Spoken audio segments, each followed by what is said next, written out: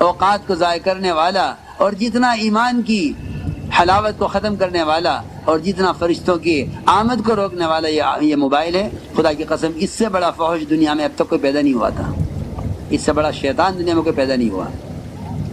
یہ 100 شیطانوں کا ایک شیطان ہے جسے جماعت میں ساتھی لے کر پھرتے ہیں اور سمجھتے ہیں کہ ہم بیانات ٹیپ کر کے پہنچا رہے ہیں، دین کی خدمت کر رہے ہیں۔ دین کی خدمت نہیں کر رہے، دین کے ساتھ کھیل کر رہے ہیں، یہ دین کے ساتھ کھیل کر رہے ہیں، یہ خیانت ہے، یہ دین کے ساتھ کھیل کرنا ہے کہ آوازیں ٹیپ کر کے پہنچانا اور سمجھتے ہیں کہ دین کی خدمت کر رہے ہیں۔ مجھے تعجب ان لوگوں پر جو بیانات ٹیپ کر کے پھیلاتے ہیں اور سمجھتے ہیں کہ ہم دین کی خدمت کر رہے ہیں۔ نہیں، یہ خدمت نہیں ہے، یہ خدمت نہیں ہے، بلکہ دین کی باتوں کو لے کر خود پھرو، یہ دین کی خدمت ہے۔ نشر و اشاعت کرنا اور آوازیں منتقل کرنا یہ تو رواجی چیزیں ہیں، ان سے ہدایت کے ملنے کا، تربیت کا اور علم کے پھیلنے کا تو کوئی سوال ہی نہیں ہے۔ یہ تو دھوکہ لگا ہے زمانے کے لوگوں کو کہ یہ بھی ایک طریقہ ہے، یہ کوئی طریقہ نہیں ہے۔ میں کل بھی عرض کیا تھا میں نے، نماز جیسا محدود وقت کا عمل، اسلام کا رکن فریضہ نماز، اس کے لیے جمع کرنے کے واسطے اگر ڈھول اور سارنگی اور آگ جلا کر لوگوں کو جمع کرنے کا ارادہ کیا تو آپ نے اس کو پسند نہیں فرمایا۔ بھائی یہودیوں کا طریقہ ہے، نصارہ کا طریقہ ہے، مجوس کا طریقہ ہے، ہمارا طریقہ یہ نہیں ہے کہ ہم اس پر آواز دے کر لوگوں کو نماز کے لیے جمع کریں۔ تم جا کر لوگوں کو نماز کے لیے بلا کر لاؤ روز۔ اور اس زمانے کے لوگ ان حالات کو جو محض فحش سے اور گند سے بھرے ہوئے ہیں، انہیں دین کی اشاعت کا ذریعہ سمجھتے ہیں اور اسے کرنے کو دین کی خدمت سمجھتے ہیں۔ کہ ہم خدمت کر رہے ہیں، کہ آپ کی بات وہاں پہنچا رہے ہیں۔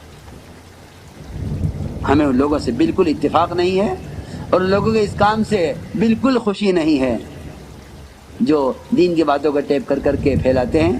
یہ طریقہ نہ اسلام کا ہے، نہ سنت کا ہے، نہ یہ دعوت کا مزاج ہے۔ ہمارے جیسے کہ ملفوظات میں ہے کہ ہمیشہ اس کام کو آلات اور رواجی شکلوں سے، اخبار اور رسائل سے اس کام کو بچانا ہے، کیونکہ اس کام کا مقصد احیاء سنت ہے اور یہ چیز خلاف سنت ہے۔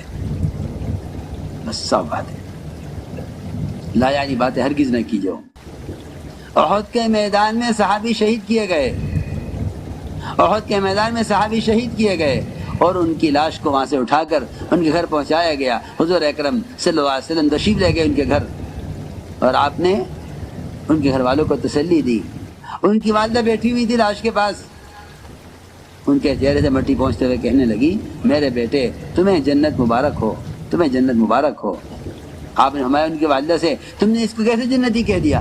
تمہیں کیا معلوم کہ اس نے اللہ کے راستے میں نکل کر بیکار بات کی ہو؟ ذرا اندازہ تو کریں ہم۔ تعلیم ہو گئی، اب بیٹھے ہیں، دکان پہ کسی چھوڑ کر آئے تھے، کھیت کا کیا حال ہے؟ تم گھر میں کسی چھوڑ کر آئے، گھر والی کا کیا حال ہے؟ گھر کی باتیں شروع ہو گئی۔ اور وہاں احد کے میدان میں جبکہ شہید کے خون کا قطرہ پہنچتا نہیں زمین پر، اس سے پہلے اس کی مغفرت کر دی جاتی ہے۔